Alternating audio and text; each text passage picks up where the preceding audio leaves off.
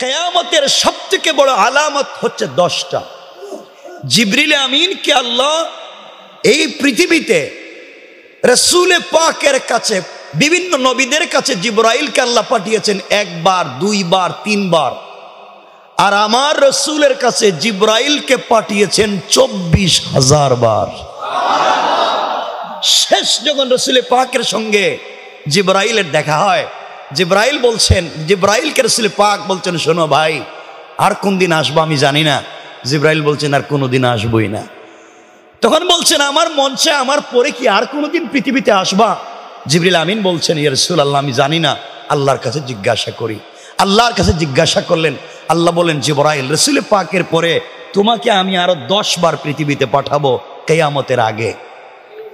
জিবরিল আমিন এসে রাসূল পাককে বলছেন, রাসূলুল্লাহ, আপনার ইন্তেকালের পরে আমি আর 10 বার পৃথিবীতে যাব। নবীজি বললেন, কেন যাবেন? কেন যেতে চাও? জিবরিল আমিন বলছেন, আমি জানি না, এটাও আল্লাহ জানেন। জিবরিল আমিন আল্লাহর কাছে জিজ্ঞাসা করলেন, আল্লাহ, আমি কেন যাব?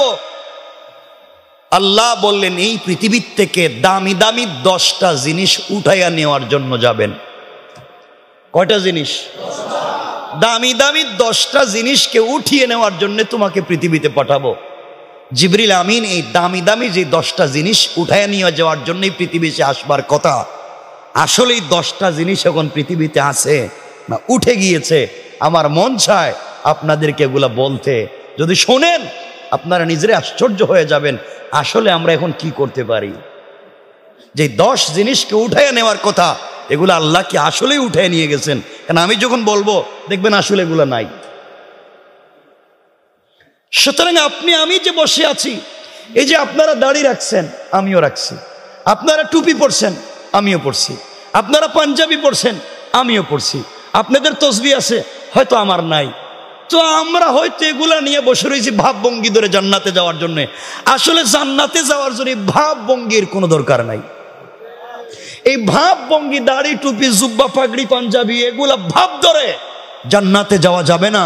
যদি দিলে আল্লাহর তাওহীদ আর রাসূলের ভালোবাসা না থাকে, এই পোশাকই আপনাকে জান্নাতে নিবে না। রাসূল পাকের অনেক সাহাবী ছিলেন যাদের কাপড় ছিল না। বউ এবং স্বামী মিলে পোশাক ছিল একটা। স্বামী যেটা পরতেন, স্ত্রী ওটাই পরতেন। দুজন মিলে একটা কাপড়, আর কোনো কাপড়ও নাই, থাকবার কোনো ঘর নাই, গর্তে থাকেন। এরপরে আল্লাহ তাদেরকে দুনিয়ায় জান্নাতের সার্টিফিকেট দিয়েছেন। বোঝা গেল ভাবভঙ্গি শুধু জান্নাতের কারণ নয়। আপনাকে আমাকে জান্নাতে যেতে হলে দিলে লাগবে তাওহীদ আর রিসালাত। আজকে ইবাদতে স্বাদ পাই না। আমি আপনাদেরকে বলেছিলাম যে কথার থেকে সংক্ষেপ করে মনোযোগ দিয়ে শুনবেন। আল্লাহকে সন্তুষ্ট করা কোনো জিনিস দিয়ে এই পৃথিবীর মানুষকে সন্তুষ্ট করা যায় না। রব বলছেন তিনি খুশি হন এক জিনিসে, সেটা হচ্ছে সেজদা। সেটা কি? কথাগুলো মনোযোগ দিয়ে শোনেন আমার মুসলমান বন্ধুগণ, গভীর মনোযোগ। এই দুনিয়ার জমিনে আল্লাহ রাব্বুল ইজ্জত ওয়াল জালাল সৃষ্টির মধ্যে সর্বপ্রথম জিবরিল আমিনকে সৃষ্টি করলেন। স্রষ্টা হিসাবে আল্লাহ আছেন, আর জিবরিল আমিন আছেন, আর কোনো জিনিস বানান নাই। এবার জিবরাইল আল্লাহকে বলছেন, আল্লাহ তাআলা, আপনার কাছে আমি জানতে চাই, এই দুনিয়ার জমিনে কোনোদিন আপনাকে অসন্তুষ্ট করতে চাই না। যতদিন পর্যন্ত আপনি থাকবেন আর পৃথিবী থাকবে, ততদিন আপনি আমার উপরে সন্তুষ্ট থাকবেন। কি করা লাগবে? আয় আল্লাহ তাআলা, আমি চাই না কোনোদিন আপনি আমার উপরে বেজার হয়ে যান। আমি চাই না কোনোদিন আমার উপরে নাখুশ হয়ে যান। আমি চাই যতদিন থাকবো ততদিন আপনাকে খুশি রাখতে। আল্লাহ বললেন, জিবরাইল, আমি যা সৃষ্টি করেছি আর যা সৃষ্টি করি নাই, আসমান, জমিন, আরশ, কুরসি, লৌহ, কলম, জান্নাত, জাহান্নাম, জিন্নাত, ইনসান, ফেরেশতা, আমি আল্লাহ যা সৃষ্টি করেছি আর যা সৃষ্টি করি নাই, জিবরাইল তুমি যদি সব আমাকে দিয়ে দাও, আমাকে সন্তুষ্ট করতে পারবা না।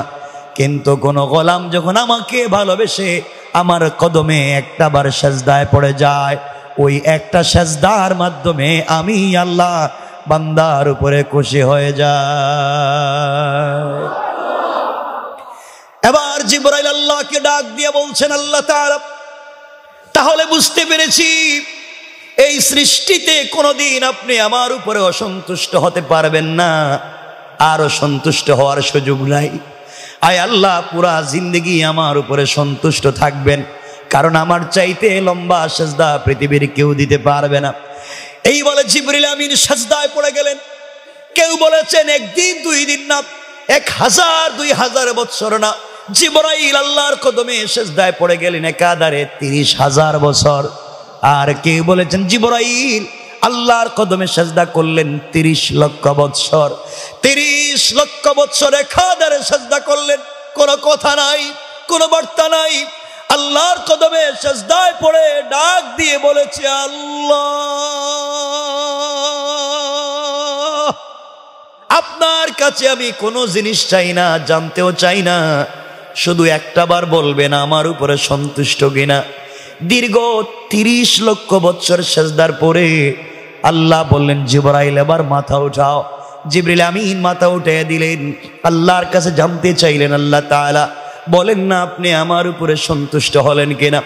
আল্লাহ বললেন, জিবরাইল রে, 30 লক্ষ বছর সেজদা করেছো, আমি তোমার উপরে সন্তুষ্ট কিনা তুমি জানতে চাও।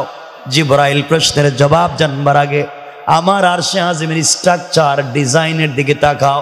আরশে আজিমের দিকে একটাবার লক্ষ্য করো, ওখানে হয়তো তোমার প্রশ্নের জবাব রয়েছে।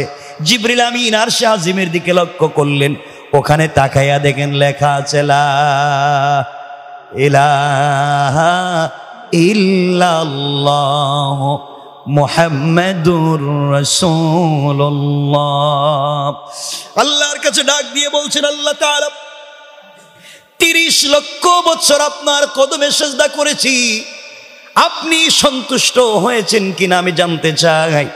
কিনা আপনি আমাকে কালিমা দেখাইয়া দিলেন, ওই কালিমার সঙ্গে আমার সেজদার সম্পর্ক কি? আল্লাহ বললেন, জিবরাইল তুমি শোনো, আমার আখিরি জামানার পয়গম্বর হাবিবুল্লাহ, যাকে কলিজার থেকে ভালোবেসেছি, যাকে উপলক্ষ করে দুনিয়াকে সাজাইলাম, তাকে আমি হাবিবুল্লাহ বানিয়েছি, কলিজার বন্ধু বানিয়েছি। এই কালেমা আমি আল্লাহ তাকে গিফট করতে চাই, উপহার দিতে চাই। আয় আল্লাহ তাআলা, বুঝলাম তো কালিমা গিফট করবেন, আমার প্রশ্নের জবাব কি? আল্লাহ বললেন, এবার শোনো জিবরাইল, এই কালিমা আমি যাকে গিফট করতে চাই, সেই আখিরি জামানার পয়গম্বরের আখিরি জামানার উম্মতেরা, আমার আখিরি জামানার গোলামেরা দুনিয়ার জমিনে যাওয়ার পরে প্রতিদিন কমপক্ষে 5 ওয়াক্ত সালাত ফরজ পড়বে। কত ওয়াক্ত? আখিরি জামানার গোলামেরা 5 ওয়াক্ত সালাত ফরজ পড়বে। 5 ওয়াক্ত সালাতে কমপক্ষে 17 রাকাত সালাত ফরজ পড়বে। কত রাকাত? আবার বলেন, 17 রাকাত সালাত ফরজ পড়বে। ফজরের সালাত 2 রাকাত, জোহরের 4 রাকাত, কত হলো? আসরের 4 রাকাত, কত হলো? মাগরিবের 3, কত হলো? ইশার 4, কত হলো? আল্লাহ বলেন, আখিরি জামানার গোলামেরা দুনিয়ায় যাওয়ার পরে কমপক্ষে 17 রাকাত সালাত ফরজ পড়বে। প্রত্যেকটা রাকাতে কমপক্ষে 2টা করে সেজদা দিবে। প্রত্যেকটা সেজদায় কমপক্ষে 3 বার করে পড়বে সুবহানা রাব্বিয়াল আলা। আমার যে গোলাম একবার সেজদায় গিয়ে পড়বে সুবহানা রাব্বিয়াল আলা, ও জিবরাইল, তুমি 30 লক্ষ বছর সেজদায় পড়ে যেই শান, যেই মান, যেই মর্যাদার মালিক হতে পারো নাই, আখিরি জামানার গুনাহগারেরা একটাবার সেজদায় গিয়ে যখন আমাকে ডাক দিয়ে পড়বে সুবহানা রাব্বিয়াল আলা, তার ওই একবারের সুবহানা রাব্বিয়াল আলার মর্যাদা তোমার 30 লক্ষ বছরের সেজদার চাইতে আমি আল্লাহর কাছে বাড়ি হয়ে যায়। আল্লাহু আকবার। ও জিবরাইল, আমাকে সন্তুষ্ট করার পদ্ধতি হলো সেজদা। বান্দা যখন উঁচা মাথাটাকে আমার কদমে লাগাইয়া দেয়, এর চাইতে নিচে যাওয়ার জায়গা নাই। সুতরাং দুনিয়ার জমিনে আল্লাহকে সন্তুষ্ট করার সুযোগ হলো সেজদা। সুতরাং এই পৃথিবীতে আমাদেরকে সেজদা করা লাগবে কাকে? আওয়াজ করে বলেন। কিন্তু আফসোস হচ্ছে আমার কষ্ট যেখানে আপনাদের প্রতি, মসজিদে যদি নামাজ একটু দেরি হয়, ইমাম সাহেব যদি রুকু একটু লম্বা করে, সেজদাটা একটু লম্বা করে, তো মুসল্লিরা পিছনে কথা বলা শুরু করে। এমনটা কেমন লোক? বুড়া মানুষ বসে রয়েছে, বুড়া মানুষ সেজদা দিতেছে, আর বেচারা লম্বা সেজদা করতেছে। আর বাবা 24টা ঘন্টা প্রতিদিন, 24টা ঘন্টার 23টা ঘন্টা তুমি দুনিয়ার কাজ করো, 1টা ঘন্টা আল্লাহরে দিতে পারো না? তুমি কেমন নিমক হারাম, 1টা ঘন্টা আল্লাহরে দিতে পারো না? কথা বলেন না কেন? 1টা ঘন্টা দেওয়া যায় না? আমি বলছি না আপনারা ব্যবসা বাণিজ্য বাদ দেন, আমি বলছি না বিয়ে শাদী বাদ দেন, ব্যবসা বাণিজ্য করেন, চাকরি করেন, বাচ্চা কাচ্চা দেখেন, স্ত্রীর সাথে সময় কাটান, ফ্যামিলির সাথে সময় কাটান, রাজনীতি করেন, যা ভাল লাগে তা করেন, সব করেন। 24টা ঘন্টায় 1টা ঘন্টা আল্লাহরে দেওয়া যায় না? আমি আবার বলছি 1টা ঘন্টা একসাথে দেওয়ার দরকার নাই। ফজরের সময় 20 মিনিট দিলে চলবে, জোহরে আরো 20 মিনিট দিলে চলবে, আসরে আরো 20 মিনিট দিলে চলবে, মাগরিবে 10টা মিনিট দিলে চলবে, এশায় 10টা-20টা মিনিট দিলে চলবে। এটা পারবো না আমরা? কথা বলেন না কেন পারবো না?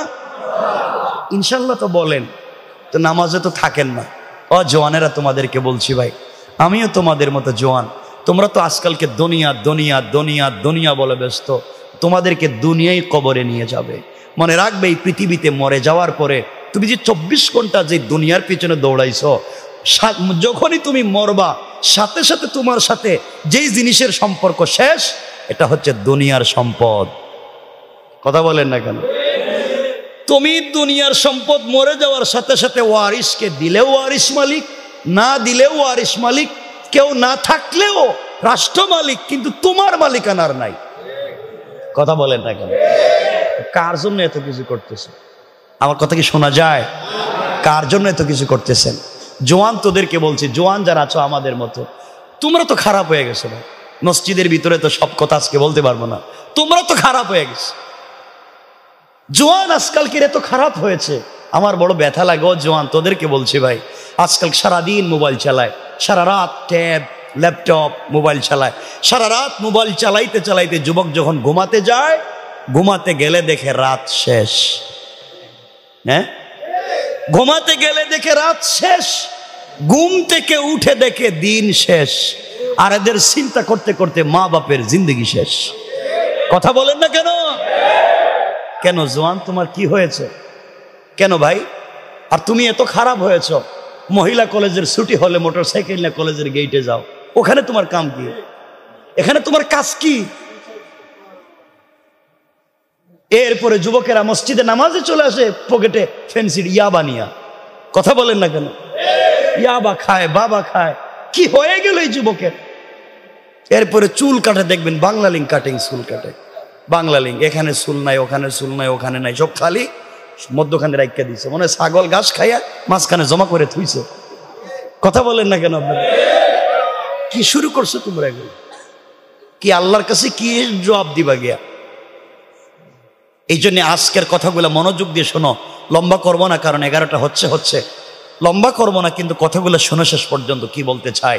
ও যুবক, আমিও মারা যাব, তুমিও তো মারা যাইবা, কেউ কিন্তু থাকবা না এখানে। জন্ম যেহেতু নিয়েছি, মরা লাগবেই। আমি জানতে চাই কি নিয়ে যেতে চাও, কি আছে তোমার কাছে নিয়ে যাওয়ার মতো? 8টা গুণের কথা বলতে চাই।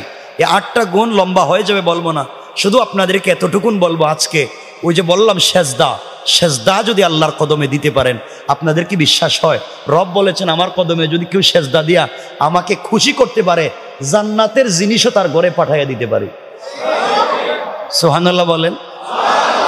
আপনাদের মোটামুটি বিশ্বাস হচ্ছে না, বিশ্বাস না হওয়ার কথা। হ্যাঁ, কোরআন বিশ্বাস করেন, সত্য যে আমি যদি ঠিক মতো ইবাদত করি, তে আল্লাহ চাইলে আমাকে জান্নাত থেকে কোনো জিনিস পৃথিবীতে দিতে পারেন। বিশ্বাস হয়? বিশ্বাস হয়? আল্লাহর কাছে বলতে পারো না কেন? মালিকের মালিক তো আল্লাহ, মালিকের মালিক তো আল্লাহ। আল্লাহর কাছে বলতে পারো না, আল্লাহর কাছে চাইতে পারো না। আজকে আমরা এদিকেই যাব। আজকের মূল ফোকাস থাকবে কথার, আমরা আল্লাহর কাছে সেজদা দিয়া সব আদায় করতে পারি ইনশাআল্লাহ। যুবক তোদেরকে বলছি ভাই, মা বাপকে সময় দাও, মা বাপকে একটু দেখে শুনে রাখো। মা বাপ মরে গেলে আর কারে দেখবা? তুমিও যখন মা বাপ হইবা তোমার সন্তান তোমাকে দেখবে না। শয়তানি নাফরমানি বাদ দাও, এলাকার মদ জুয়া বাদ দাও, ফেন্সিডিল ইয়াবা বাদ দাও।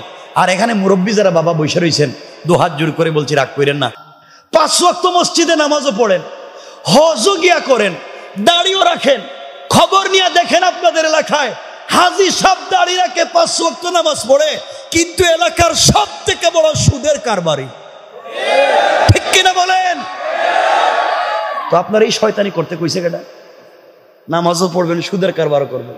এই কামটা তো শয়তানও করে নাই। আপনাদের কি মনে হয় শয়তান কোনোদিন সুদ খাইছে? আপনাদের জানা আছে কোনোদিন? আপনারা শুনছেন কোনোদিন যে শয়তান সুদ খাইছে? এই ওয়াজ আশা করি কেউ করবে না যে শয়তান সুদ খাইছে। এখানে অনেক মুরব্বী হয়তো বৈশা রয়েছেন, রাগ করেন না। ফজরের নামাজ পড়ে, আউয়াবিন পড়ে, চাশ পড়ে, ইশরাক পড়ে, তাহাজ্জুদের নামাজ পড়ে, এরপরে ফজরের নামাজ জামাতে পড়া আল্লাহর নামের জিকির শুরু করে, জিকির করে কুদাল একটা কান্দে নিয়া আল্লাহর নামের জিকির করে করে জমিনে যায়, আর জিকির করে করে আরেকজনের আইল কাইটটা ঢুকাইয়া দেয়।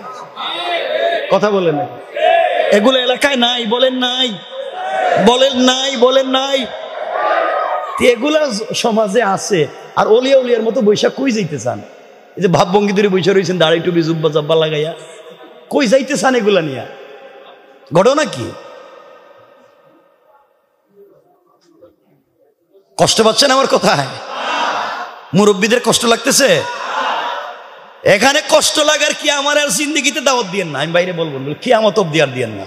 কিন্তু সমাজ এত নষ্ট করছেন আপনারা, সমাজ এত নষ্ট করছেন যারা ভিলেজ পলিটিক্স করেন, গ্রামের রাজনীতি করেন, এলাকার মোড়ল মাতবর বিচারি, আপনারা এই সমাজ নিয়ে এমন নষ্ট করা করছেন।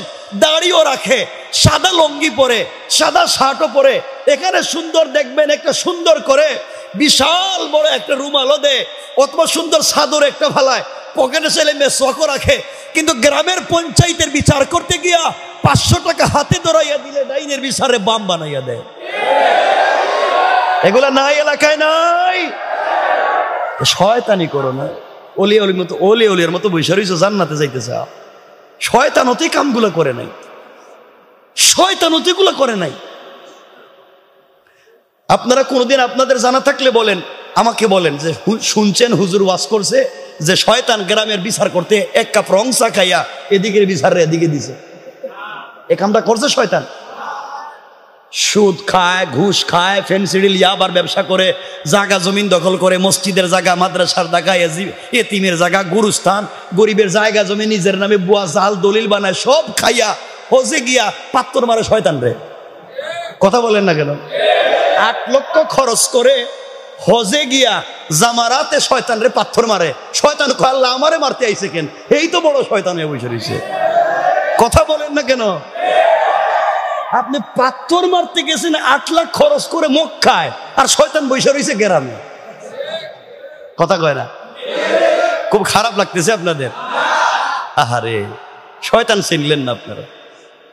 এই ওয়াজ আজকে কি করতাম বুঝতেছি না তো, আপনাদের আবার কোন জায়গায় খারাপ লেগে যায়। এই জন্য মনে রাখবেন, ভাবভঙ্গি ধরে শুধু লাভ নাই। আমি তো গতবারই বলছি, গত বছর হজে গিয়ে হাদি সাহেব পাথর মারতে মারতে জুতা খুললে মারতেছে শয়তান রে। যে শয়তান রে জুতা খুলে মারতে গেলেন, 8 লাখ খরচ করে জামারাতে পাথর মারতে গেলেন, সুদ খায় নাই, ঘুষ খায় নাই, ফেন্সিডিল ইয়াবার ব্যবসা করে নাই, গরিবের জায়গা জমি দখল করে নাই, মসজিদ মাদ্রাসার জায়গা জমি দখল করে নাই, তাহাজ্জুদ পড়ে কুদাল খান্দে নিয়া আর একজনের আইল কাইটটা ঢুকায় নাই, গরিবের জায়গা জমি নিজের নামে বুয়া জাল দলিল করে নাই, এরপরে ওরা গেছেন জুতা দিয়ে পাথর মারতে 8 লাখ খরচ করে। জুতা যদি মারাই লাগে, পাথর যদি মারতেই হয়, আগে সমাজের বদমাইশদেরকে মারা দরকার। সমাজটা খায়া বসে রয়েছেন, আর পাথর মারতে 8 লাখ খরচ করে মক্কায় গেছেন। শয়তান হতে কামটা করে নাই। আল্লাহর ওয়াস্তে এগুলো বুঝো।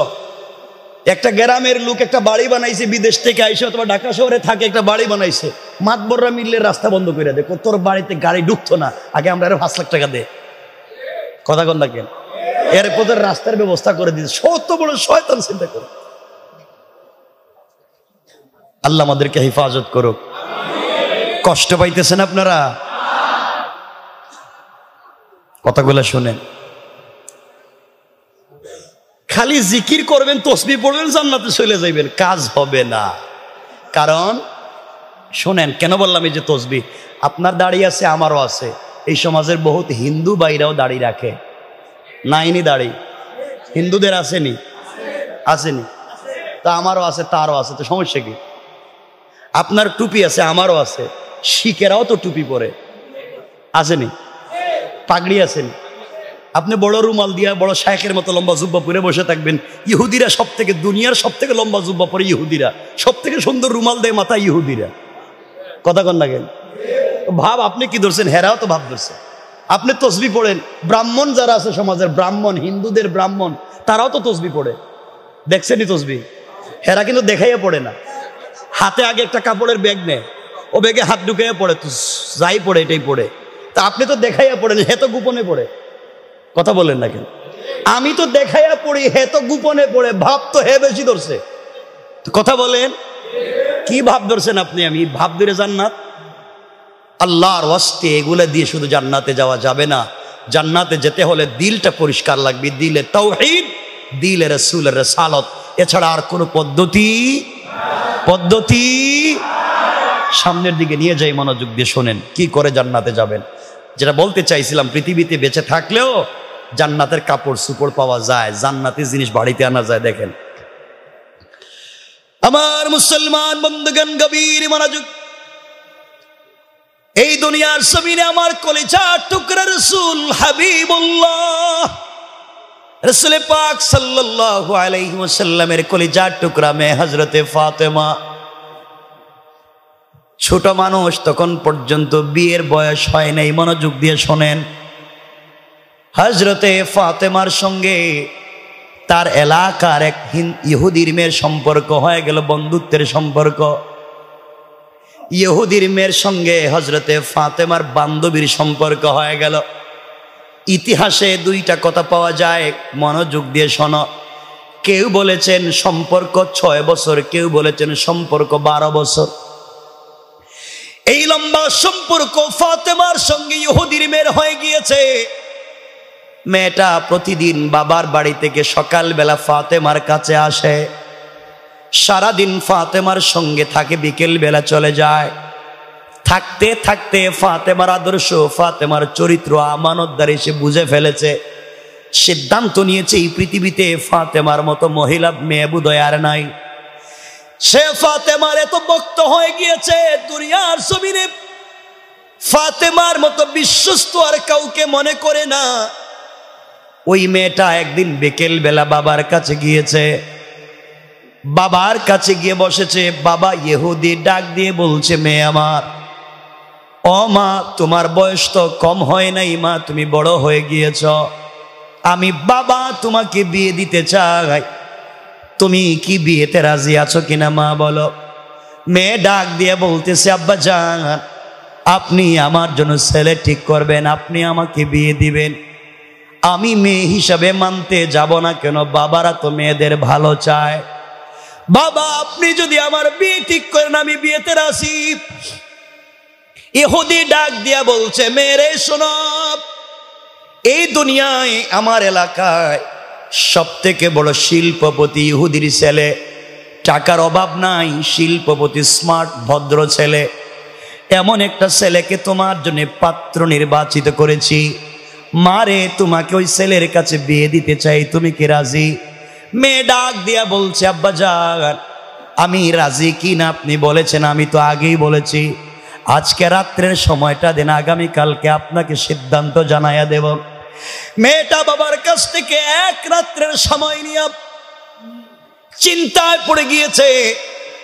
বাবা আমাকে বিয়ে দিতে চায়, শিল্পপতি টাকাওয়ালা ছেলের কাছে বিয়ে দিতে চায়, আমি এখন কার কাছ থেকে পরামর্শ নিব, ভুল হবে কিনা? মেয়েটা চিন্তা করে সিদ্ধান্ত নিয়েছে, আমার লাইফের সঠিক সিদ্ধান্ত একমাত্র দিতে পারবে আমার বন্ধু, আমার বান্ধবী মুহাম্মদ ইবনে আব্দুল্লাহর মেয়ে হযরতে ফাতেমা। সুবহানাল্লাহ পড়েন। মেয়েটা সকালবেলা দৌড়াইয়া ফাতেমার কাছে এসেছে আর ডাক দিয়ে বলেছে, বোন রে, আজ আমার জিন্দেগির সব থেকে বড় সিদ্ধান্ত নিতে তোমার কাছে এসেছি। আমার বাবা আমাকে বিয়ে দিতে চায়। আমার বাবা আমার জন্য ইহুদির এক সম্ভ্রান্ত টাকাওয়ালার ছেলেকে ঠিক করেছে। আমি বিয়েতে রাজি হব কিনা তোমার কাছে জানতে চাই।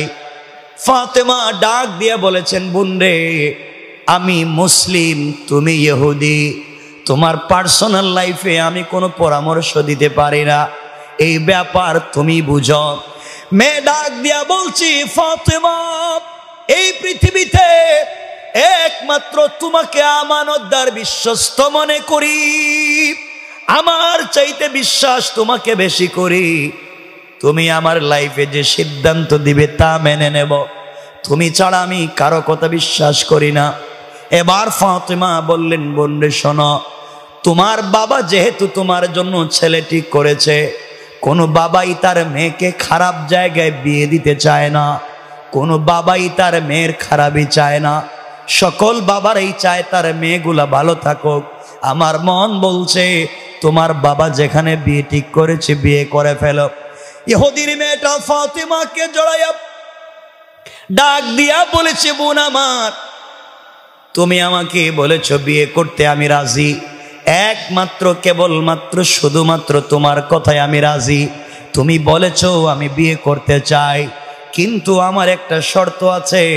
আমার শর্ত হলো, তুমি যদি আমার বিয়েতে যাও, তুমি যদি আমার পাশে বসে থাকো, এই পৃথিবীর সব থেকে বড় আমানতদার মেয়েটা আমার কাছে বসবে, সব থেকে পৃথিবীর ভালো মেয়েটা আমার কাছে বসবে, আমাকে আশীর্বাদ করবে। আমার মন বলছে আমার জিন্দগিতে কোনো কষ্ট থাকবে না। ফাতেমা চোখের পানি ছেড়ে ডাক দিয়া বলছেন, বোন আমার, তুমি ইহুদি, আমি মুসলিম, তোমার বিয়েতে যদি আমি যাই, আমার বাবাকে নিয়ে মানুষ চিৎকারি করবে, আমার বাবাকে নিয়ে মানুষ মস্কারা করবে।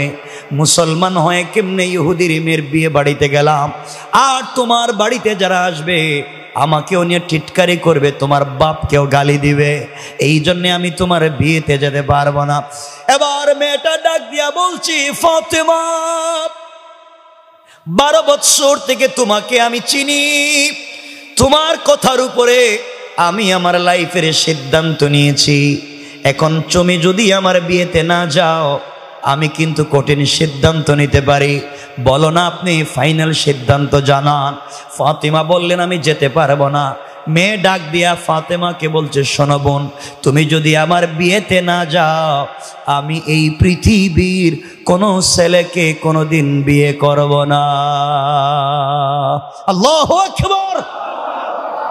ভালো মানুষের সাথে থাকলে খারাপ মানুষও ভালো হয়ে যায়, কথা বলেন না কেন? ইহুদির মেয়েটা, এই ছেলেরা তোমরা যে খারাপ, ওয়াজে যাইতেছি না আজকে। ইহুদির মেয়েটা বাবার কাছ থেকে একদিনের সময় নিয়ে ফাতেমার কাছে এসেছে তার লাইফের সিদ্ধান্ত নিতে।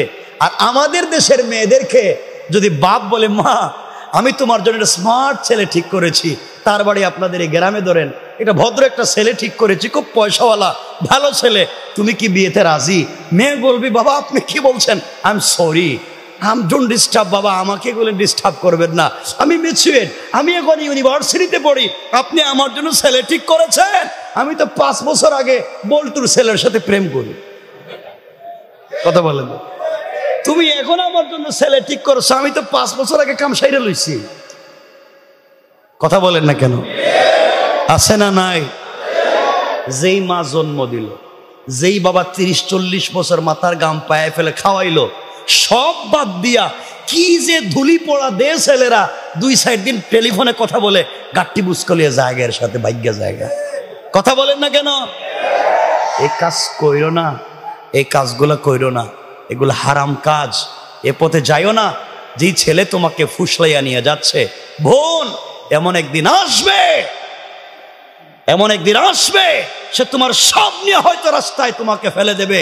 আর যুবকদেরকে বলছি, জোয়ান তুমি যেই মেয়ের প্রেমে পড়েছ, হয়তো স্মার্ট একটা মেয়ে, বিউটিফুল একটা মেয়ে, এক্সট্রা অর্ডিনারি করা তার চেহারা একটা মেয়ে, জোয়ান তুই জানিস না, যার সাথে প্রেম করে মা বাবার সঙ্গে কথা বলিস না, যার সাথে সম্পর্ক করতে গিয়ে ফেন্সিডিল ইয়াবা ধরলে, যার সাথে সম্পর্ক করতে গিয়ে পড়ালেখা বাদ দিলে, যুবক তুই জানিস না, কসম রব্বে পাকের জাতের আল্লাহর ঘর মসজিদে বলছি, যেই মেয়ের সাথে 5 বছর সম্পর্ক করলে ওই মেয়ে যদি আগামীকালকে ঘুম থেকে উঠে তোমার চাইতে স্মার্ট, তোমার চাইতে টাকাওয়ালা, 12 একটা ছেলে তোমার চাইতে স্মার্ট আর একটা ছেলেকে পায়, হয়তো ঘুম থেকে উঠে তোমাকে ভুলে যেতে 1 মিনিটে সময় লাগবে না, লাগবে,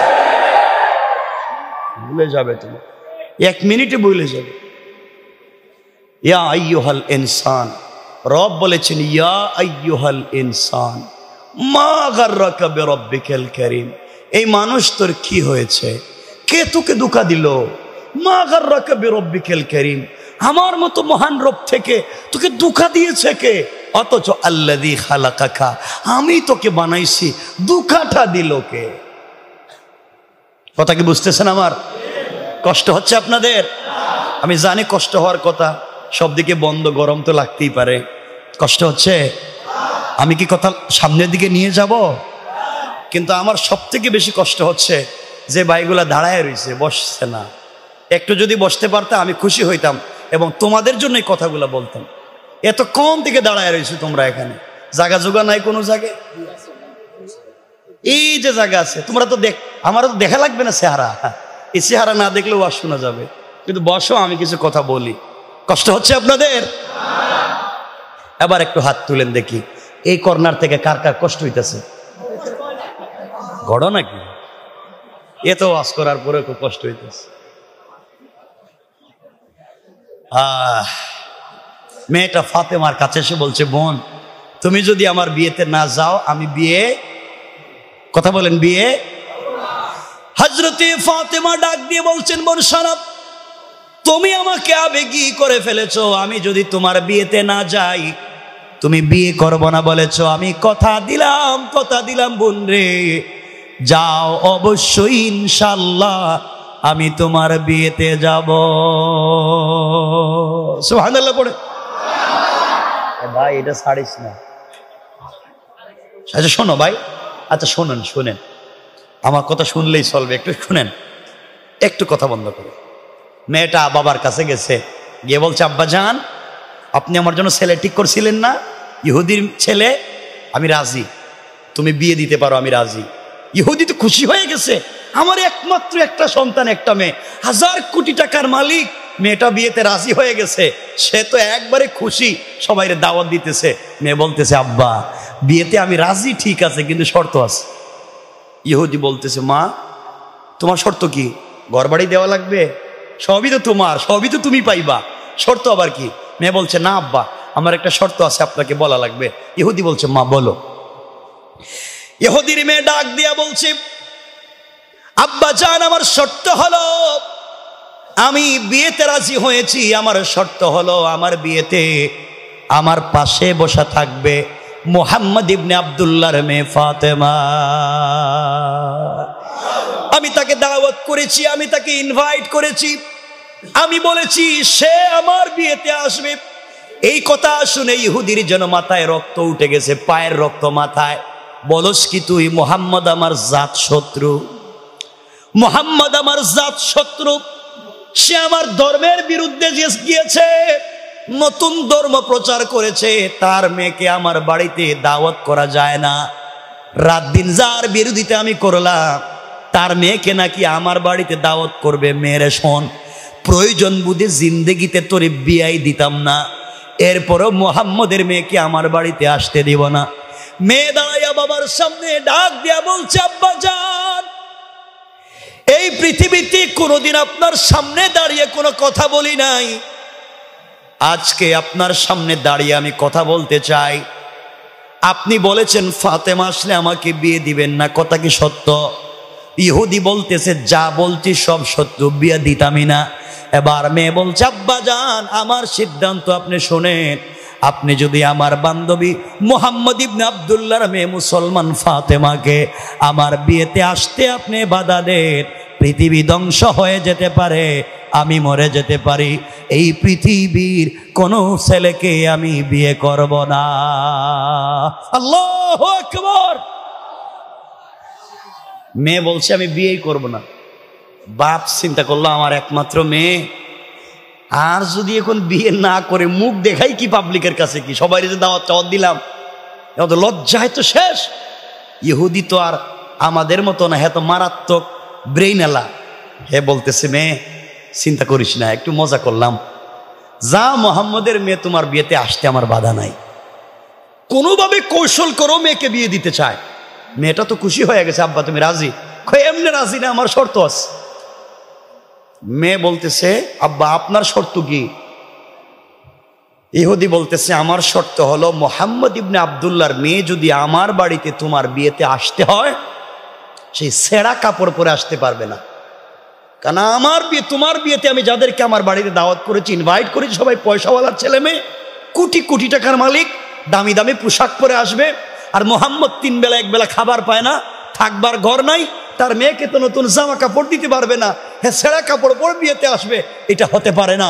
সে যদি তোমার বিয়েতে আসতে হয় একটা নতুন জামা পরে আসা লাগবে। ইহুদির চিন্তা হইল গরিবের মেয়ে নতুন পোশাক পাবেও না, বিয়েতেও আসতে বললেন, বিয়েতে আসতে এই কৌশল করেছে ইহুদি যে মোহাম্মদের মেয়ে তো বিয়েতে আসার সুযোগ নাই, কাপড় লাগবে। আল্লাহ যখন ইহুদির কথা শুনলেন, আল্লাহ সিদ্ধান্ত নিয়েছেন ইহুদি শোন, তুই আমার ফাতেমা যে আমার কদমে সেজদায় পড়ে কান্দে, তুই তাকে বিয়েতে না আসার জন্য কৌশল করছস, আর আমি আল্লাহ এখন সিদ্ধান্ত নিলাম, কৌশল করলাম, আমি ফাতেমাকে বাড়িতে পাঠাবো না। সুবহানাল্লাহ, এটা বাদ দেন, কেমন সুবহানাল্লাহ একটু জোরে কোন। তাবারুক আছে না? না নাই?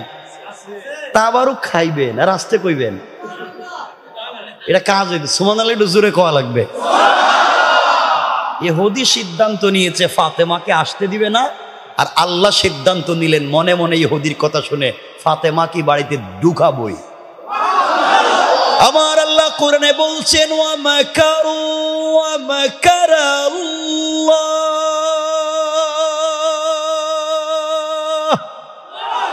ওয়াল্লাহু খায়রুল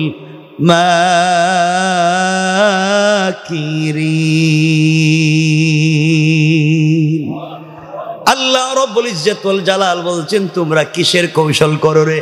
তোমাদের চাইতে আমি আল্লাহর কৌশল আর হাজার হাজার গুণ বড়। কোন সুবহানাল্লাহ। ইহুদির মেয়েটা ফাতেমার কাছে কান্না করে এসে বলছে, বোন তুমি আমার বিয়েতে যাও, আমার বাপ চায় না, এটা বহুত বড় ভিতরে ভিতরে ভিতরে ভিতরে বহুত শয়তান আমার বাপ, কোনোভাবেই তোমাদেরকে সহ্য করতে পারে না, তুমি আমার বিয়েতে যাও, বাপ চায় না। আমি তো তুমি ছাড়া বিয়েই করতাম না। বাপ আমাকে বলছে তুমি যদি একটা নতুন জামা কাপড় পরে যাও তাহলে বিয়েতে যাইতে পারবা, আর নাহলে যাইতে পারবো না। বোন এখন তুমি একটা নতুন জামা কাপড়ের ব্যবস্থা করো। এই কথা শুনে ফাতেমা হাউমাউ করে কান্না শুরু করে দিয়েছেন। বোন তুই কি বলিস? আমি কাপড় কোথায় পাবো? আমার বাবা 3 বেলা 1 বেলা খাবার দিতে পারে না, আমার থাকবার একটা ঘর নাই, আমার বাবার পরনের কাপড়টাও ছেঁড়া তালি দেওয়া, আর আমি কেমনে নতুন জামা পাবো? যা আমি পোশাকও পাবো না, বিয়েতেও যেতে পারবো না। ইহুদির মেয়েটা বলছে, বোন আমি এটা মানতেই পারি না, তুমি একটা নতুন পোশাকের ব্যবস্থা করাই লাগবে। ফাতেমা তো বলছেন আমি পারবো না। ইহুদির মেয়েটা দাঁড়ায় গেছে। ইহুদির মেয়ে দাঁড়িয়ে বলছে, ফাতেমা শানাব, তুমি আমাকে অনেকবার বলেছো এই পৃথিবীতে তুমি একজনকে মন থেকে ভালোবাসো, তোমার সঙ্গে নাকি একজনের প্রেম আছে, ভালোবাসা আছে। ও ফাতেমা তুমি আমাকে বলেছো সারাদিন তাকে না দেখে তার কথা চিন্তা করে করে রোজা রাখো। সে বলছে তোমার প্রেমিক তোমাকে বলছে ফাতেমা খাইস না, আমাকে যদি পেতে চাও সারাদিন না খাইয়া রোজা রাখো। ও ফাতেমা তুমি সারাদিন না খেয়ে রোজা রাখো।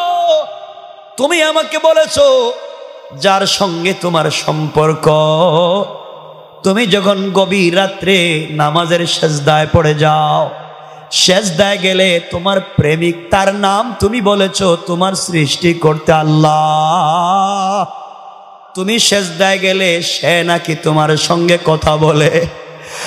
ফাতেমা, তুমি বলেছো নামাজে দাঁড়াইয়া যখন সূরা ফাতিহা তিলাওয়াত করো, প্রত্যেকটা আয়াতের শেষে সে নাকি জবাব দিয়ে দে আল্লাহু আকবার।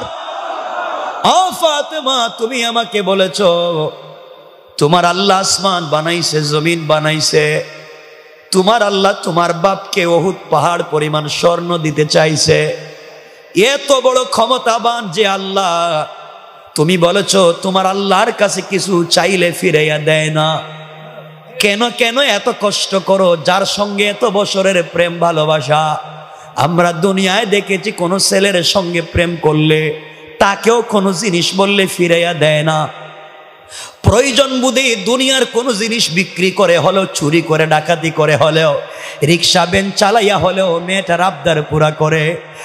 ফাতেমা, তুমি যার সঙ্গে সম্পর্ক করেছো, তুমি বলেছো তার নাম আল্লাহ, সে আল্লাহর জন্য পাগল হয়েছো, যার কদমে সেজদা দিয়ে কান্না করো।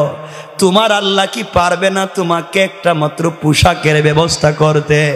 আমার মন বলছে ফাতেমা, তুমি যদি তাকে বুঝাইয়া বলতে পারো, অবশ্যই তোমার একটা কাপড়ের ব্যবস্থা হয়ে যাবে। ফাতেমা যখন আল্লাহর কথা শুনলেন আর নিজেকে সামলিয়ে রাখতে পারলেন না, চোখের পানি ছেড়ে ইহুদির মেয়েকে জড়াইয়া বলছেন, বোন রে, বাড়িতে চলে যা, আমি কথা দিলাম ইনশাআল্লাহ আমি তোমার বিয়েতে যাব এবং এই পৃথিবীর সব থেকে দামি কাপড় পরে যাব। আল্লাহু আকবার বলে। সম্পর্ক করো, ওখানে রবের সাথে সম্পর্ক করো, সব আদায় করে নিবা, সব সব সব পেয়ে যাবা। মেয়েটা বাবার কাছে পৌঁছে গিয়েছে, বাবাকে ডাক দিয়ে বলেছে, আব্বা জান, আমার বিয়েতে মোহাম্মদ ইবনে আব্দুল্লাহর মেয়ে আসবে বলছে। ইহুদি চিন্তা করছে, আসো, কোনো আপত্তি নাই, কারণ নতুন জামাও পাবে না, আসতেও পারবে না। আমার আল্লাহ কোরআনের আরেক জায়গায় বলছেন, ইন্না কাইদাশ শাইতানি কানা দাঈফা। কাফের বেঈমানেরা যত কৌশল করে রে, তাদের সকল কৌশল আমি আল্লাহর কাছে মশা মাছির গড়ের চাইতে আরো বেশি দুর্বল। কোন ঠিক কিনা? এখন মনে করেন আগামীকালকে বিয়ে, মানে মধ্যখানের ওয়াজ বাদ দিয়ে দিলাম, কথা শুনেন, লম্বা করা যাবে না, 11:30 গড়িতে দেখতেছি, মানে আগামীকালকেই বিয়ে। এখন বিয়ের আগে তো কাপড় কিনতে হইব, জুতা মোজা কিনতে হইব, আরো কত কিছু কিনা লাগবে না, দাওয়াত দেওয়া লাগবে, আরো কত কিছু, সব বাতিল, আজকের মতো বাদ। ডাইরেক্ট বিয়াতে আমরা জায়গা, আগামীকালকেই বিয়া। কোন দিন? ইহুদির মেয়েটা বিকেল বেলা ফাতেমার কাছে এসে বলছে, বোন, আগামীকালকে না আমার বিয়ে, তোমার কাপড়টা দেখি। ফাতেমা বলছেন, আমি তো ভুলেই গেছি, কালকে যে তোমার বিয়ে, কথা তো আমি ভুলেই গেছি, মনে নাই। মেয়ে বলছে, বোন, তুমি বিয়েতে না গেলে আমি তো কালকে মারাই যাব। ফাতেমা বলছেন, শোনো, টেনশন কইরো না, তুমি যাও, এখনো 1 রাত বাকি আছে।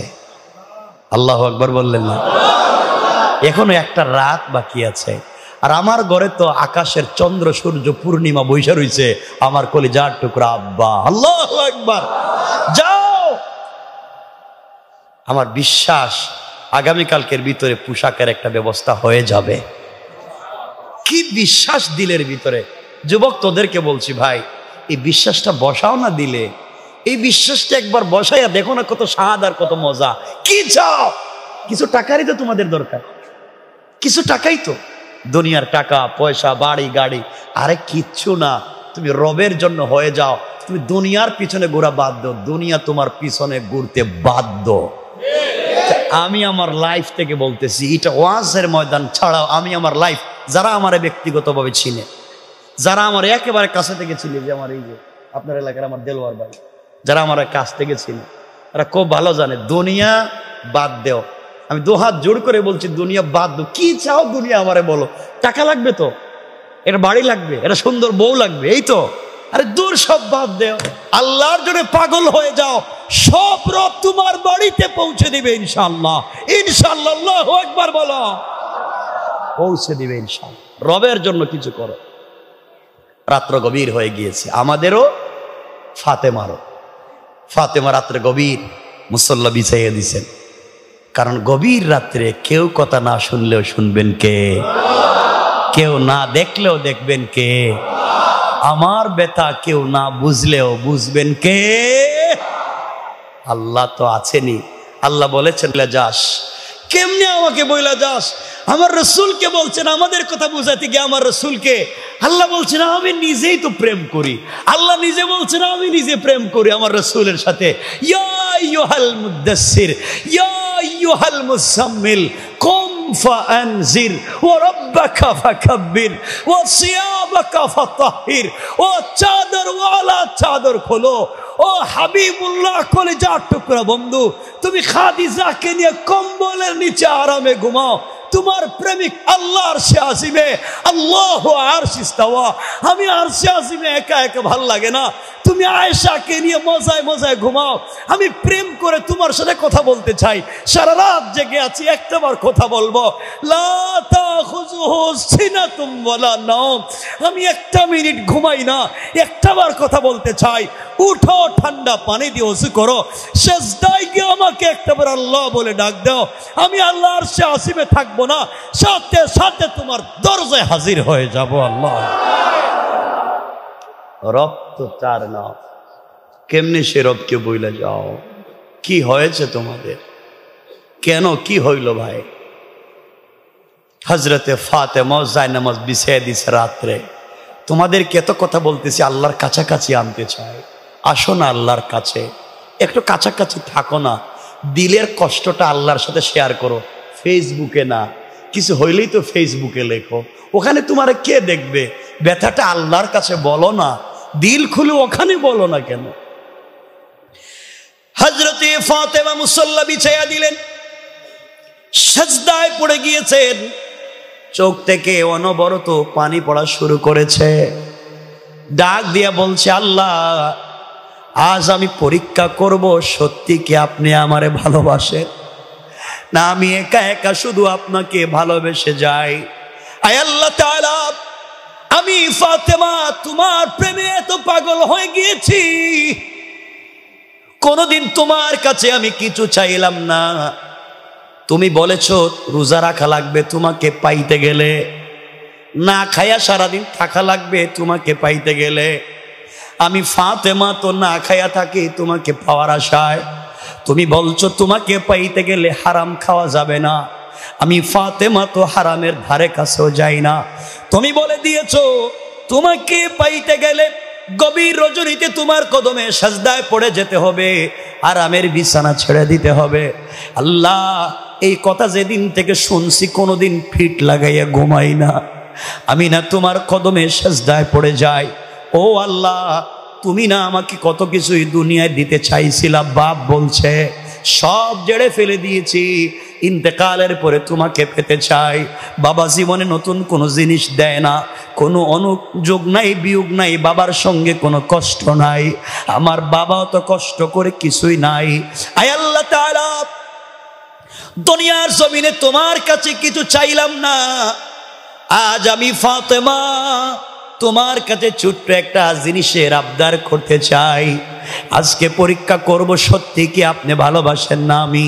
হয় সম্পর্ক থাকবে নাইলে ভাঙবে, ভালোবাসা শুধু এক পক্ষ থেকে হয় না। ফাতেমা বলছেন, আল্লাহ অমনি এই জিন্দেগিতে কিছুই চাইলাম না, আজ আমি তোমার কাছে ছোট্ট একটা জিনিসের আবদার করতে চাই। গাড়ি না, বাড়ি না, সম্পদ না, কিছুই না। আয় আল্লাহ তাআলা, এটা আমার সৌন্দর্য বাড়াবার জন্যে না, আমার চাহিদা পুরাবার জন্যে না, আমাকে সৌন্দর্য দেখাবার জন্যে না। আমার বাবা দ্বীনের দাওয়াত নিয়ে মানুষের ঘরে ঘরে বাজারে বাজারে যায়, আমি মেয়ে হওয়ার কারণে যেতে পারি না। আয় আল্লাহ তাআলা, তুমি আজকে আমাকে একটা কাপড়ের ব্যবস্থা করে দিবা। তুমি তো গভীর রজনীতে ফেরাউনের দুয়ারেও কবুল করছো। তুমি তো ইউসুফ নবীকে জঙ্গলের ভিতরে কূপের ভিতরে কাপড়ের ব্যবস্থা করে দিছো। তুমি তো ইব্রাহিমকে আগুনের ভিতরে কাপড় দিছো। আয় আল্লাহ তাআলা, আজ আমি তোমার কাছে একটা ছোট্ট কাপড়ের আবদার করলাম। আমি ইহুদির মেয়ের বিয়ে বাড়িতে চাই। ওই কাপড় পরে ইহুদির মেয়ের বিয়ে বাড়িতে যেতে চাই। সৌন্দর্য বাড়াবার জন্যে না, আমাকে সুন্দর দেখাবার জন্যে না, ওই কাপড় পরে ইহুদির মেয়ের বিয়ে বাড়িতে যেতে চাই। যেন ওই বাড়িতে যত মহিলারা আসবে, জমা হবে, সকল মহিলারা যেন আমার কাপড়ের দিকে তাকাইয়া কালিমা পড়ে মুসলমান হয়ে যায়। আল্লাহু আকবার। ওয়াজ কিন্তু লম্বা হয়ে যাইতেছে না। আরে শোনেন না, আরে শোনেন, সারা রাত ওয়াজ লম্বা হইলে দুইটা সমস্যা। একটা হইল তবরক ঠান্ডা হয়ে যাইব, আর এবারে পকেট থেকে টাকা দিবেন না। কারণ আমার বলেন আপনারা পয়সা দিবেন এখন নাকি মাদ্রাসায় দিবেন? দিবেন তো?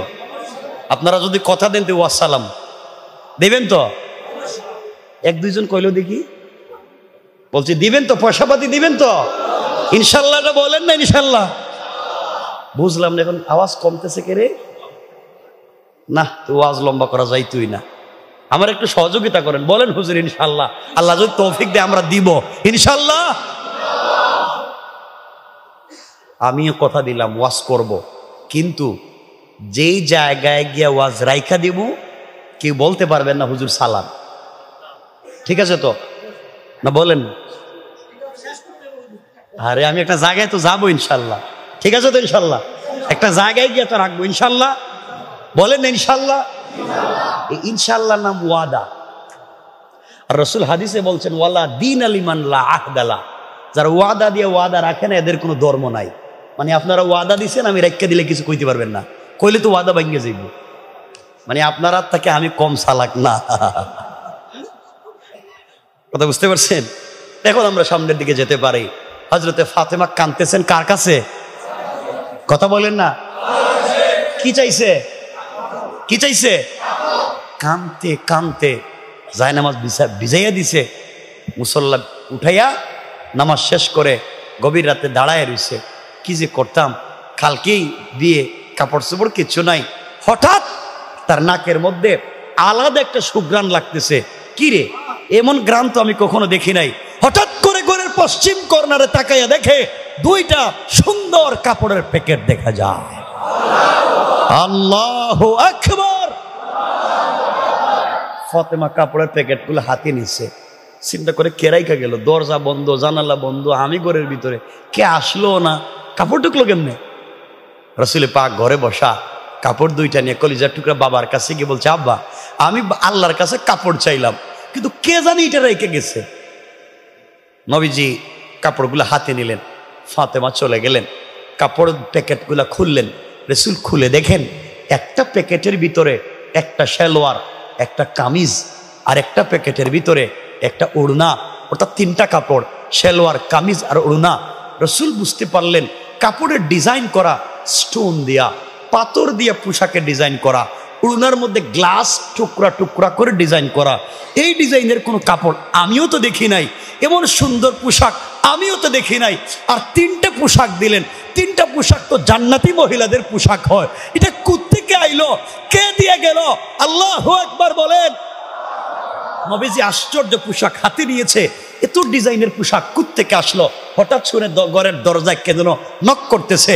রাসূল দরজা খুলে দিলেন, জিবরিল আমিন হাজির হলেন, রাসূলকে সালাম করলেন, ইয়া রাসূলুল্লাহ আপনার ভাঙ্গা করে থাইকা আপনার মেয়ে খেয়ে না খেয়ে আল্লাহর সঙ্গে আমার সম্পর্ক করেছে, আজকে আল্লাহর কাছে একটা পোশাক চাইছে, আর আল্লাহ আমাকে দিয়া জান্নাতুল ফিরদাউস থেকে কাপড়গুলা পাঠাইয়া দিয়েছে।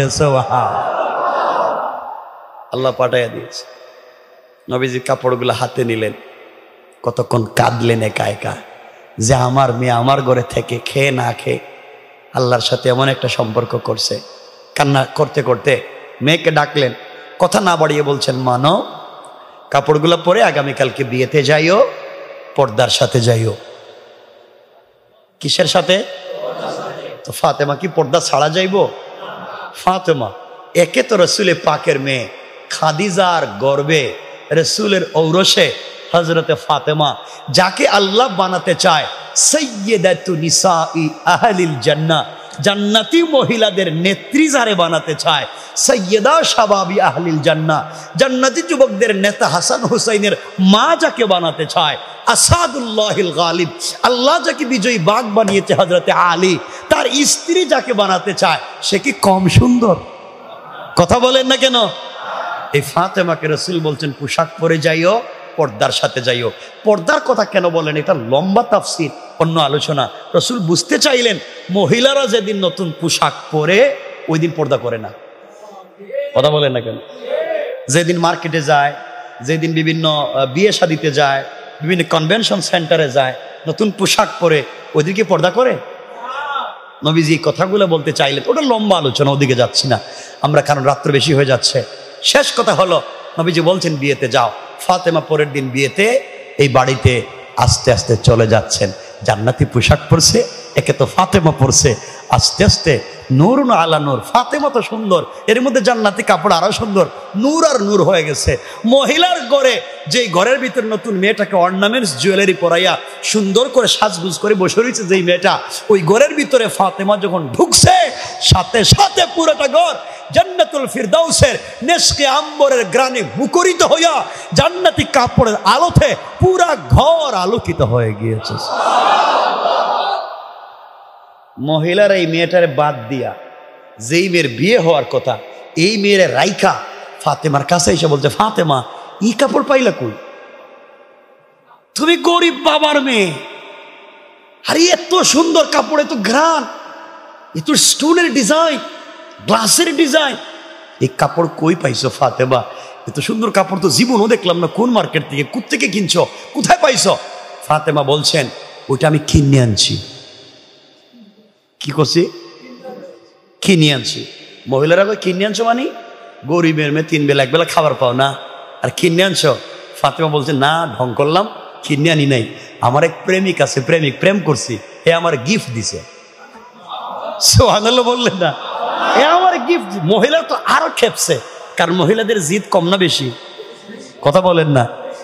আরো খেপছে, প্রেম করলে এত সুন্দর ডিজাইনের কাপড় দেয়, আমাদের কাপড় তো লাখ লাখ লাখ লাখ টাকা দামের কাপড়, লাখপতির ছেলে মেয়েরা আমরা আসছি, তোমার কাপড় দিকে আরো সুন্দর। ফাতেমা বলছেন শোনো, যেটা দেখতেছো আমি পড়ছি, ওরা তোমাদের পড়ার তৌফিক নাই, তোদের বাপ দাদার 14 গোষ্ঠীর সম্পত্তি যদি বিক্রি করে দাও, আমার কাপড় কিনা দূরের কথা, একটা ফাত্তরে কিনতে পারবা না। আল্লাহু আকবার বললেন না? ফাতেমা কি ভুল বলছে? মহিলাদের তো জিদ বাইরে গেছে, কই কি গরিবের মেয়ে, আমাদের বাপ দাদার সম্পদ বিক্রি করে নাকি কাপড় পাইতাম না। ফাতেমা এই কাপড় আমরা কিনবই। ফাতেমা বলছেন বললাম তো কিনতেই পারবা না, একটু এখানে হাত দিয়া নিজের গায়ে লাগাইয়া যাওগা, তোমরা এগুলা পাইবা না। মহিলাদের জিদ উঠে গেছে গা। যার বিয়ে হওয়ার কথা, হ্যাঁ কয় বাবার কাছে গিয়ে আব্বা আমি আজকে বিয়ে করতাম না। ও বিয়ে করবে না কেন? কয় আপনি যেই মেয়েরে বলছিলেন গরিবের মেয়ে, ও যে কাপড় পরছে আর আমি যে কাপড় পরছি, আমার কাপড় দিয়ে মনে হয় তার জুতাই মুছা যাবে না। আল্লাহু আকবার।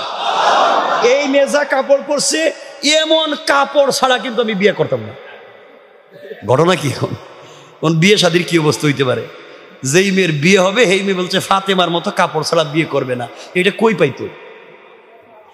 যেই মহিলারা এখানে জমা হয়েছে, মহিলারা বলছে শোনো, যারা যারা আসছেন আজকে কোনো বিয়ে শাদী হবে না, আমরাও বিয়ে শাদীতে থাকবো না, আমরাও চাই ফাতেমার মতো কাপড় আমাদেরকেও দেন। কারণ পুরা বাড়ির চিত্র পাল্টে গেছে, সবাইকে ফাতেমার মতো কাপড় লাগবে। কারণ ফাতেমার মতো কাপড় কই পাইবে? ফাতেমা বলছেন দেখো বোন, কাপড় টুপড় পাওয়া যাবে না, এগুলো পাইবাও না কোনো জায়গায়, তোমরা আমার কাপড়টা একটু দেখা মোটামুটি দেখালো, একটু গ্রান ট্রান লাগাই দাও, তোমরা আর এগুলো আর আশা করো না। মহিলারা বলছে ফাতেমা দরকার হইলে বাপ দাদার সম্পত্তি বিক্রি করবো, দরকার হইলে কিডনি বিক্রি করুম, এরপরও আইফোন 15 কিনে ছাড়ুন। কি করে? সব বিক্রি করে দিব, এরপরে এমন কাপড়ের দরকার। ফাতেমা বলতেন সব বিক্রি করলেও কাপড় কিনা দূরের কথা, আমার উড়নায় যে ডিজাইন আছে না, ডিজাইনের তোমরা গ্লাসও কিনতে পারবা না। এবং তিরমিজির একটা হাদিস আছে, জান্নাতি মহিলাদের পোশাকের দাম কত হবে, শুধু দাম। এই দামের ওয়াজ যদি আমি করি লাগবে আরো 2 ঘন্টা। পোশাকের দাম কত চিন্তা করছেন নি? যেগুলা বাদ, সব আজকে বাদ দিতেছে।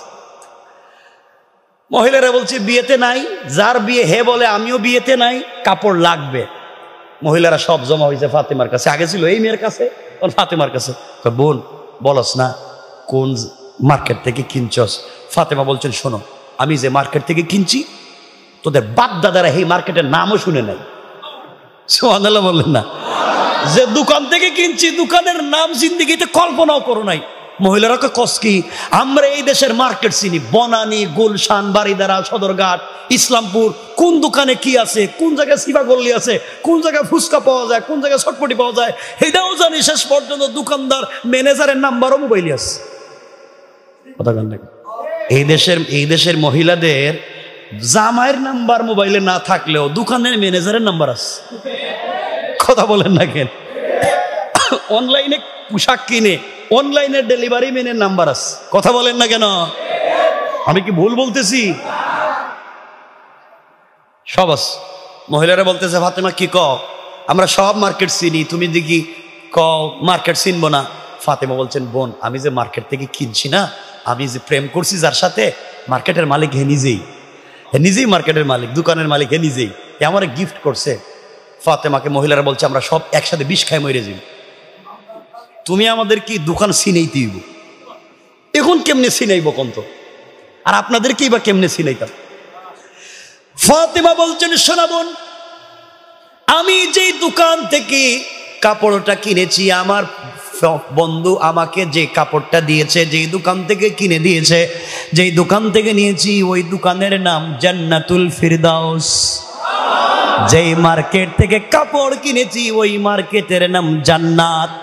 আর ওই মার্কেটে যেই রাস্তা দিয়ে গিয়েছি ওই রাস্তার নাম ইহদিনাস সিরাতাল মুস্তাকিম।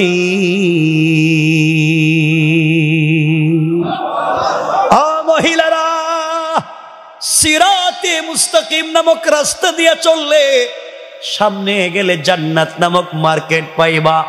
ওখানে গেলে পরে জান্নাতুল ফিরদাউস নামক দোকান পাইবা। ওখানে গেলে পরে আমার প্রেমিক মালিককেও পেয়ে যাইবা। ওখানে গেলে পরে আমার চাইতে আরো দামি দামি কাপড় পাইবা। মহিলারা চিন্তা করে জান্নাতুল ফিরদাউস, এই নাম তো জীবনে চিন্তাও করতে পারলাম না। আমাদের দোকানের নাম সলিমুদ্দিনের দোকান। আর ফাতেমা কয় জান্নাতুল ফিরদাউস, আর জান্নাত এটা কই পাওয়া যায়? ফাতেমা বললেন বোন আগেই বলছি, তোমরা এই মার্কেটও পাবা না, দোকানও পাবা না। মহিলারা বলছে যেই মেয়েটার বিয়ে হওয়ার কথা, ওই মেয়ে বলছে ফাতেমা তোমার সঙ্গে আমার 12 বছরের সম্পর্ক না? সম্পর্ক তো ঠিক আছে, তুমি একা একা কি ওই মার্কেটে যাইবা, আমারে নিয়ে যাইতে পারবে না? ফাতেমা বললেন তোমরা কি সবাই যেতে চাও? সব মহিলারা বলছে দরকার হলে সব ছাইড়া দিবি, এরপরে ওই মার্কেটে যাওয়া লাগবে, তোমার এই প্রেমিকের সাথে সম্পর্ক করাই লাগবে। সুবহানাল্লাহ বললেন না? ফাতেমা বললেন তোমরা কি এত দূর যাইতে পারবা? যাইতে পারবা মানে দরকার হলে বাপ দাদারে ছেড়ে দিমু, স্বামীরে ছেড়ে দিমু, মা বাপরে ছেড়ে দিমু, ছেলে মেয়েরে ছেড়ে দিমু, এরপর ওখানে যাওয়া লাগবে। ফাতেমা বললেন সত্যি তোমরা যাইতে চাও? সব মহিলারা বলছে ওয়াদা, যাইতে চাই। ফাতেমা বললেন ওখানে তো যে কেউ যাইতে পারে না, জান্নাতুল ফিরদাউস যে দোকান, বিশাল সিকিউরিটি এখানে আছে। জান্নাত নামক যে মার্কেট, এখানে বেশি সিকিউরিটি। আর যে সিরাত নামক যে রাস্তা, যে কেউ যাইতে পারে না, ভিআইপি রাস্তা, সিকিউরিটি রাস্তা। এই রাস্তা দিয়ে যেতে গেলে একটা আইডি কার্ড লাগে, পরিচয়পত্র লাগে। পরিচয়পত্র না দেখালে এই রাস্তা দিয়ে কেউ যাইতে পারে না। শুধু পরিচয়পত্র থাকলে হবে না, পরিচয়পত্রে একটা পিন নাম্বার আছে, পিন নাম্বার। ওই গোপন পিন নাম্বার যদি মনে না থাকে তাহলে তুমি যাইতে পারবে না। আইডি কার্ডে যদি আইডি কার্ডের নাম্বার না থাকে আপনার আইডি কার্ডের কোনো ভ্যালু নাই। আপনার এটিএম কার্ড আছে, পিন নাম্বার মনে নাই, বুথ থেকে পয়সা তুলতে পারবেন না। ফাতেমা বলছেন এই রাস্তা দিয়ে তো যাইতে পারবে না আইডি কার্ড ছাড়া, আইডি কার্ড থাকলেও হবে না যদি পিন নাম্বার মনে না থাকে। এখন তোমরা আমারে বলো এই আইডি কার্ড কি তোমরা নিতে চাও? এই পিন নাম্বার কি তোমরা নিতে চাও? এর জন্য তোমাদেরকে বহুত কষ্ট করা লাগবে। মহিলারা বলতে সব সাইডা দিমু, এরপরও আইডি কার্ডের দরকার। সুবহানাল্লাহ বললেন না? ফাতেমা বললেন, শোনো, এই আইডি কার্ড যদি নিতে চাও, আমার যে বাবা, তোমরা তো চিনো মোহাম্মদ ইবনে আব্দুল্লাহ, আমার বাপ, তোমাদের বাপ দাদা আমার বাপরে দেখতে পারে না, আমার বাপ এই পৃথিবীতে শুধু এই আইডি কার্ডেরই দাওয়াত দেয়, এই আইডি কার্ড বিতরণ করে, কিন্তু তোদের বাপ দাদারা আমার বাপকে গালাগালি করে। আমার বাপ তুই জান্নাতুল ফিরদাউসের যে মালিক, এর পক্ষ থেকে আইডি কার্ড বিতরণ করে সবাইরে নিয়ে যাইতে চায়, তোমরা যাইতে চাও না। মহিলারা কয়, কও কি তোমার বাপ এটা বিক্রি করে, এটা দেয়, তাহলে আমরা তো তোমার বাপের কাছে যাওয়া লাগবে। ফাতেমা বলে, যাওয়া লাগবে না, আমার কাছেও আছে। সুবহানাল্লাহ বললেন না? তোমরা কি নিতে চাও? মহিলারা বলছি এক পায়ে খাড়া, আমাদের লাগবে এটাই।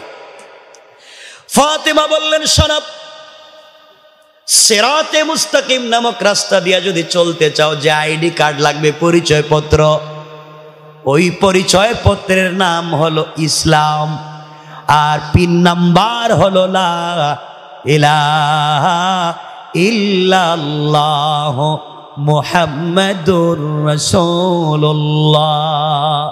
ও মহিলারা, ইসলাম নামক আইডি কার্ড ধারণ করে লা ইলাহা ইল্লাল্লাহ নামক পিন নাম্বার যদি মনে প্রাণে দিলে লাগাইয়া দিতে পারো রে, সামনে গেলে সিরাতে মুস্তাকিম নামক রাস্তা পাইবা, ওই রাস্তা দিয়া চললে সামনে গেলে জান্নাত নামক মার্কেট পাইবা, ওখানে গেলে জান্নাতুল ফিরদাউস নামক দোকান পাইবা, ওখানে গিয়ে যদি আমার মালিকের সঙ্গে সম্পর্ক করতে পারো রে, শুধু একটা কাপড় দিবে তা নয়, এমন 10টা 20টা 100টা জান্নাতুল ফিরদাউসও দিয়ে দিতে পারে।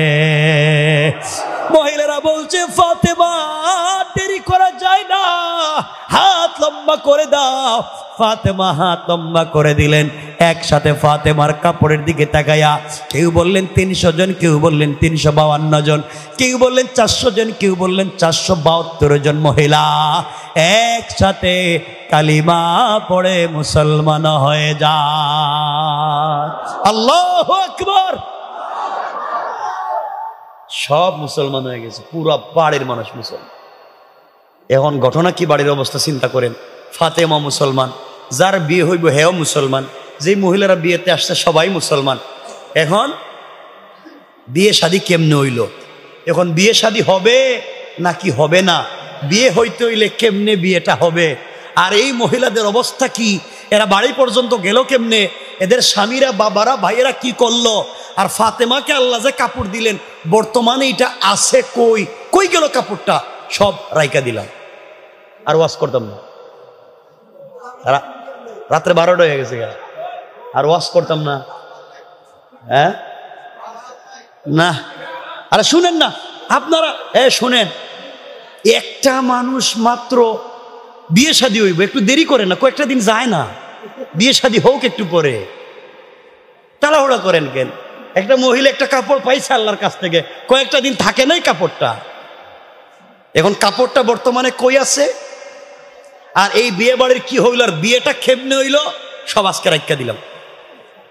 কারণ রাত্র কম হয় নাই তো, এই জন্য আর সামনের দিকে যাইতাম না। আমার কথা এখানেই থাকবে। সুতরাং এতক্ষণ বুঝাতে চাইলাম, ফাতেমা আল্লাহর কাছ থেকে আদায় করছে সেজদায় পড়ে, আমরাও আল্লাহর কাছ থেকে আদায়